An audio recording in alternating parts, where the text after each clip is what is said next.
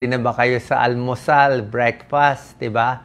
Minsan kasi merong mga pagkain na gusto nating kainin bilang breakfast. Pero minsan, hindi natin naiisip kung okay ba siya araw-arawin, healthy ba siya, maganda ba siya sa katawan, o hindi maganda. Lalo na pag tumatanda tayo. 'Di ba? Pag nakita natin yan, lalo na pag kumain tayo sa labas, 'di ba? Talagang kakainin natin yan. Pero, baka hindi siya pwede araw-arawin. Tingnan natin ang healthy tsaka not so healthy. Hindi ko naman pinagbabawal, pero tingnan nyo. Cereals, okay? Ang cereals, okay naman cereals, paminsan-minsan, nilalagyan nila ng vitamins, fortified daw, may gatas, healthy naman ang gatas. Ang problema, pag araw-arawin mo, very high in sugar pa rin eh. Kung may diabetes, nakakataas din. Tsaka marami, may honey, may chocolate. Pumili na lang ng mas healthy na cereals kung meron kayong mahanap. Pero overall, yung mga iba nakikita natin, hindi ganun ka-healthy. Lalo na pag ganito katamis. Diba? Dati nga, donut ang breakfast ko eh. Wala mabilhan eh. Pero syempre, sobrang tamis eh. Diba? Carbohydrates and sugar lang yan. Hindi siya pwede araw-arawin. Hanap kayo ng healthy cereals kung makahanap kayo ng brand. Pancake or waffle, masarap ang pancake, di ba? Kaya lang, masarap siya. Pwede ka kumain. Minsan, punta ka sa hotel, pwede ka kumain. Kaya lang, kung titingnan nyo, puro carbohydrate siya. Puro syrup, di ba? Sugar. Puro mantikilya siya. So, hindi mo rin pwede araw-arawin. Kulang ka sa protein, at sumobra ka sa tamis. Okay? Huwag araw-arawin. Buttered toast, di ba? Actually, walang problema sa toast spread eh. Ito, walang problema. Kung healthy sana yung palaman mo. Kung palaman mo sana, pwedeng chicken sandwich, pwedeng itlog o tuna. Pero kung butter and toast lang, medyo kulang. Medyo kulang kung yan lang. Tayo, pandesal and kape, di ba? Medyo kulang. Muffin. Akala natin muffin healthy, di ba? Merong mga blueberry muffin, oat bran muffin, apple muffin. Pero pag titingnan nyo, isang muffin na aabot ng 450 calories. Para siyang 2 platong kanin ang calories ng isang muffin. Paano? Masyado puro mantika, mantikilya, matatamis. Meron namang healthy kinds, pero bihira eh. So basically, pwede mag-muffin paminsan-minsan. Huwag araw-arawin. Mamaya, papakita ko yung healthy breakfast. Reminder lang. Fruit juice, di ba? Healthy yung fresh, di ba? Pag fresh na juice, fresh na prutas. Pero yung nasa lata na maraming, di ba, dagdag asukal to eh. Oo, maraming mga sweetener, corn syrup, hindi po ganun ka-healthy. May konting antioxidant, may konting nutrients, pero dahil sa sobrang tamis, hindi rin, mas maganda prutas na lang kainin nyo. Okay? Unless fresh. Kung fresh okay siya. Ito, breakfast pastries, gustong-gusto natin yan, di ba? Croissant, ako, sobra daming mantikilya ang croissant. Grabe pala. Hindi ko alam ilang kutsarang butter nilalagay nila. Pero para maging flaky yung croissant, sabi ng mga kakilala kong mga baker, dapat talaga ang daming butter yan. Lahat yan, lahat ng pastries, kita nyo, ang daming matatamis. So, paminsan-minsan, gawin mong treat. Diba? Baka once a week. Pero hindi pwede araw-arawin. Siyempre, ayan sugary drinks, 'di ba? Hindi na kape. Kung kape, black coffee. Ay ginawa mo ng milkshake ang daming whipped cream, ang daming chocolate. Ano to? So, sobra daming calories. Hindi pang breakfast, ha? Once a month, hindi na lang. Processed meat, 'di ba?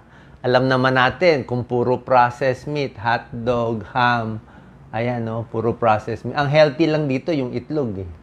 So, maalat siya, maraming preservatives, maraming nitrite, at nakita sa pag-aaral, higher risk for cancer. Nakakataas.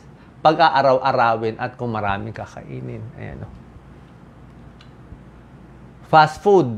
'Di ba? Okay naman sa fast food, marami tayong morning breakfast kahit ako kumakain. Kaya lang, hindi rin talaga pwede araw-arawin magiging pancake, magiging bacon, hotdog. Minsan, yung bacon, ang palaman niya, donut na matamis pa eh. Ano.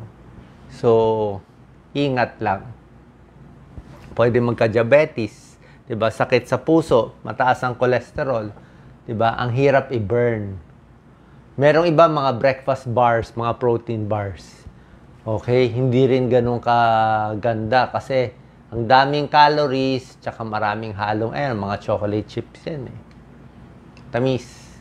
Hash brown. Okay ang patatas, baked potato, pwede. Pero pag ginawa mo ng hash brown kasi, deep fried yan eh, prito. Prito siya. Basta fried foods, nakaka-promote na inflammation. Hindi maganda sa ugat, sa daloy ng dugo. Bagel. Yan sa Amerika. 'Di ba? Gusto natin bagel. Actually, mas okay pa nga ang pandesal. Ang bagel, matindi siya. Sobra daming carbohydrates. 350 calories. 350 calories. More than 1.5 cup of rice. Ibang klase talaga yung bagel, yung refined sugar niya.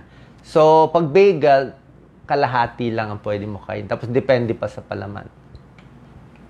So, itong mga foods, reminder lang na hindi siya ganun ka-healthy. Huwag araw-arawin. Ano yung pwede natin, lalo na dito sa Pilipinas? Mas okay pa yung ganito. Simple, Kung gusto mo, plain rice, wag mo na gawing sinangag. O itlog, sige, prito, may mangga ka, may egg ka, may isda, wag lang masyado maalat, Pag tuyo kasi, pwedeng ganito. Saging, 'di ba? Giniling, pwede rin 'yan. Healthy breakfast na 'yan.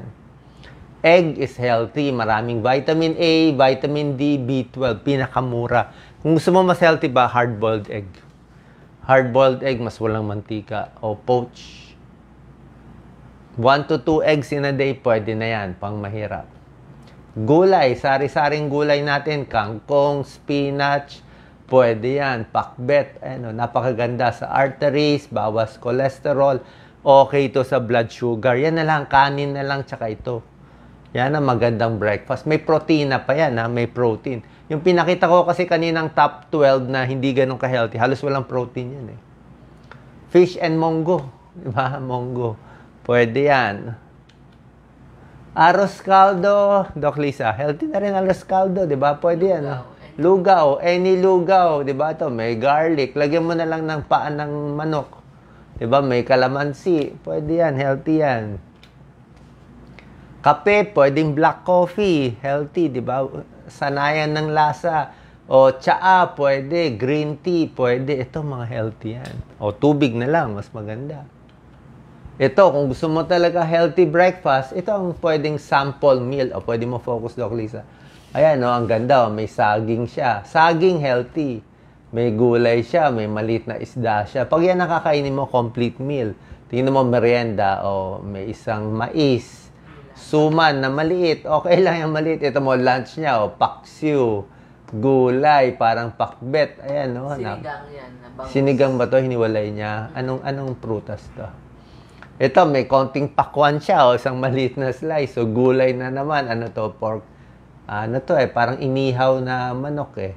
Tapos, 8 to 10 glasses of water. Ayan, Pinoy, Pinoy healthy plate yan eh. So, nakita nyo, ang kanin niya, konti lang, 1 cup lang, Kaya nyo ba 1 cup lang? Ang marami niya, gulay, prutas, pati egg. So, sana po, reminder lang tong video natin, medyo iwas dito sa mga ganito, Alam ko masarap siya. Lalo na kung may pera kayo, mayaman kayo, masarap kumain nito. Sa hotel, laging ganito ang sinaserve. 'Di ba? Pero sana, once a week lang or once a month lang, balik tayo sa mga dati at healthy na Pinoy foods na gusto natin. Salamat po.